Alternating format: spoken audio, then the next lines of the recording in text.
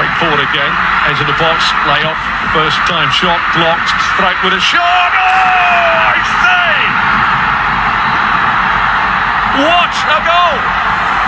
Indonesia, 15 minutes, Rafael Strike fires an absolute belter in.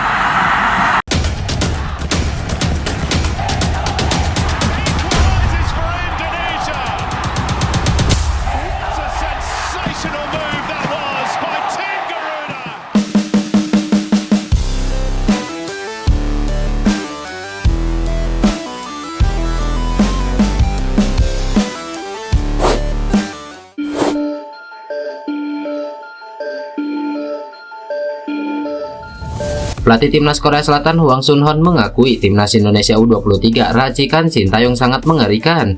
Seperti yang diketahui, laga Indonesia versus Korea Selatan baru saja digelar. Jual beli serangan terjadi, bahkan duel-duel taktik maupun fisik terjadi di laga tersebut. Di atas kertas, Korsel memang sangat diunggulkan, tetapi anak asuh Sintayong tak diam diri dan sangat memberikan perlawanan. Sebagai debutan, hasil ini tentu perlu diapresiasi oleh semua pihak, tak terkecuali si pengamat sepak bola yaitu Bung Toel. Pelatih Korea Selatan Hwang Sun-Hon menilai performa impresif timnas Indonesia diakuinya berkat tangan dingin Sintayong. Ada Sintayong di sana, itu yang membuat timnas Indonesia kuat. Setahu saya, dia sudah melatih Indonesia dalam waktu yang lama dan tim ini jadi kuat serta solid. Beberapa pemain naturalisasi di Indonesia juga punya kontribusi tinggi untuk tim dan efektif di skuad. Itu faktor terkuat bagi saya, ujar Hwang Sun-Hon. Lebih lanjut, Hwang Sun-Hon menyebut pemain-pemain timnas Indonesia U23 punya kemampuan yang luar biasa. Selain itu, kerja keras dan mental Rizky Ridho dan kawan-kawan sangat diapresiasi.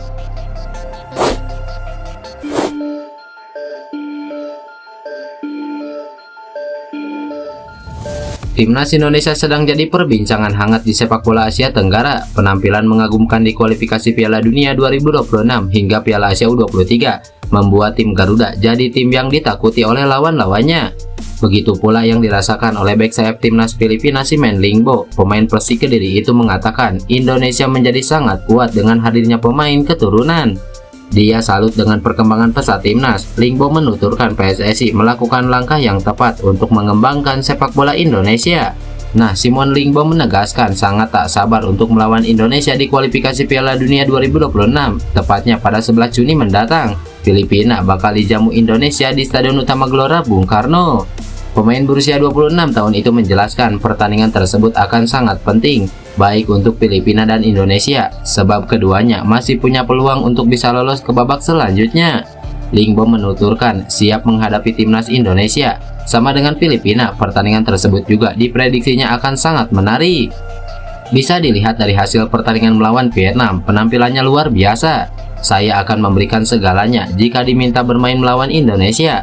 Apalagi saya sudah mengerti sepak bola Indonesia seperti apa, ujar Simen Lingbo.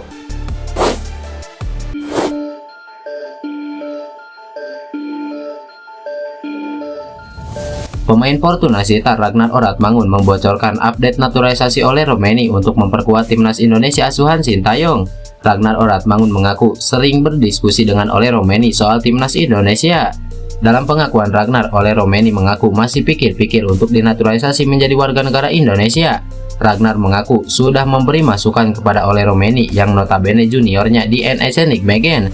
Namun keputusan akhir ada di tangan penyerang milik FC Utrecht tersebut. Dia cerita ke saya kalau sekarang lagi memikirkan tentang itu dengan baik-baik. Ia bilang juga senang sekali melihat support dari banyak orang Indonesia. Ini hal yang harus dipikirkan baik-baik tentunya. Ia bilang kalau sudah memilih Indonesia atau Belanda akan memberitahu saya. Saya pun selalu memberi masukan kepadanya. Tentunya pada akhirnya pilihan ada di Ole Romeni dan saya juga tidak mau memaksanya. Saya sering cerita kepadanya soal timnas Indonesia. Jika dia gabung timnas Indonesia tentu itu hal yang hebat, ujar Ragnar Oratmangun. Saat ini timnas Indonesia memang belum memiliki penyerang jempolan. Kualitas Ramadan Sananta belum cukup dipercaya Sintayong untuk mengisi lini depan timnas Indonesia. Sementara Rafael Strike memang memiliki kegigihan dan kecepatan untuk mengobrak-ngabrik pertahanan lawan. Namun penyerang Ado Den Haag itu belum memiliki kemampuan finishing yang prima. Karena itu, kehadiran Ole Roumanie di lini depan timnas Indonesia sangat dibutuhkan. Timnas Indonesia membutuhkan penyerang tajam seperti Ole Roumanie yang di musim lalu mengemas 11 gol di Liga 1 Belanda. Ketika timnas Indonesia tampil di babak ketiga kualifikasi Piala Dunia 2026 zona Asia, levelnya sudah sangat tinggi. Karena itu, pemain papan atas seperti Ole Roumanie sangat dibutuhkan.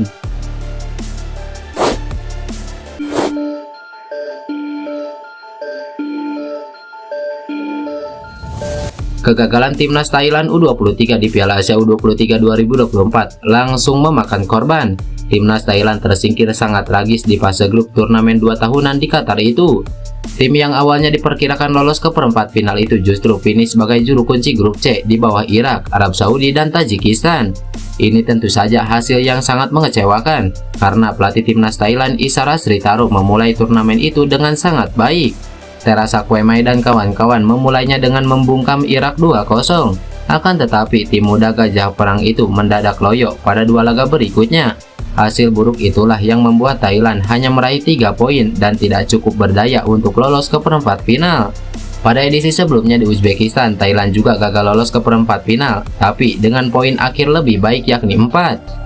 Timnas Thailand U23 baru 1 kali lolos ke babak 8 besar ketika menjadi tuan rumah Piala Asia U23 2020. Dalam 4 partisipasi lainnya di turnamen itu, Thailand selalu terhenti di fase grup. Bersama Malaysia, tim tersebut menjadi wakil Asia Tenggara yang lebih dulu tersingkir. Isara Sritaro dan pasukannya sudah kembali ke Thailand. Begitu sampai di tanah kelahiran mereka, Sritaro mengumumkan pengunduran dirinya sebagai pelatih timnas Thailand U23. Sebelum turnamen ini, saya sudah menyampaikan kepada Asosiasi Sepak Bola Thailand, jika timnas Thailand U23 tak meraih tiket Olimpiade Paris 2024, maka saya akan mundur. Sekarang tujuan itu tidak tercapai, sepertinya tugas saya bersama timnas Thailand sudah berakhir. Mengenai hal spesifiknya akan saya bicarakan dengan pihak PAT. Saya tidak tahu apakah Mat Sadaisi akan memegang posisi saya untuk sementara atau tidak. Jelas Isara Sritaro.